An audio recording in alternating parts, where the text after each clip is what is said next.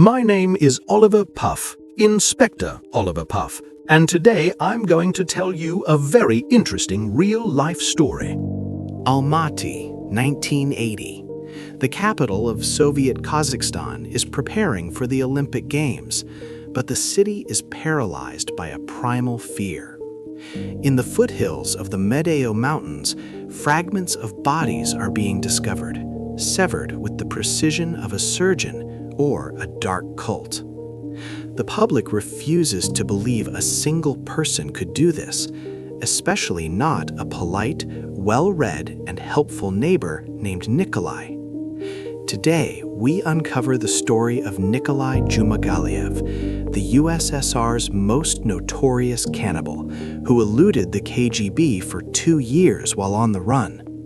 How did the gingerbread man turn into a monster, and where is he now? Nikolai Dzhumagaliev didn't look like a monster. A man of mixed heritage with striking features, he was naturally charismatic and charmed women easily. He was an army veteran, a sailor, and a firefighter. But behind this facade of normalcy lay a profound, twisted hatred for women. He claimed his first victim in January 1979 near the Medeu skating rink. He acted with chilling composure. He didn't just kill, he butchered his victims, using skills he had mastered at a slaughterhouse. He carried the remains home in a backpack. The investigators were baffled. The killer's signature was so professional, it felt almost ritualistic. By 1981, Dzhumagaliev had at least 9 proven victims. His downfall was his own arrogance. One January evening, he invited friends to his home for a meat dinner. While his guests were drinking wine in the living room, Nikolai was in the next room, finishing the dismemberment of his latest victim. A single mistake shattered everything. One of the guests wandered into the wrong room and froze in absolute horror. The guests fled the house in a panic and called the militia. When officers surrounded the building, Nikolai, armed with a knife, tried to fight his way toward the mountains. He was taken alive.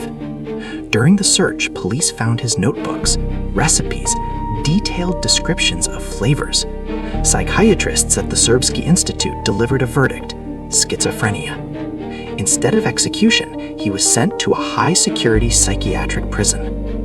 The most incredible part of the story began in August 1989. After 8 years of treatment, Dzhumagaliev convinced his doctors he was cured. The authorities decided to transfer him to a regular psychiatric hospital.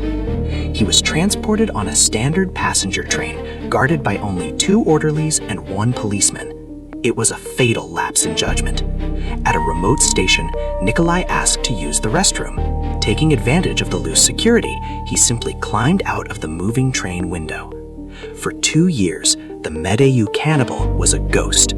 A professional survivalist, he lived in the mountains, building camouflage dugouts and eating whatever the forest provided, occasionally stealing livestock from shepherds. He was hunted across the entire Soviet Union, but he seemed to vanish into the shadows of the peaks. He was caught by pure chance in 1991 in the city of Fergana, Uzbekistan. A patrol stopped a homeless man without documents.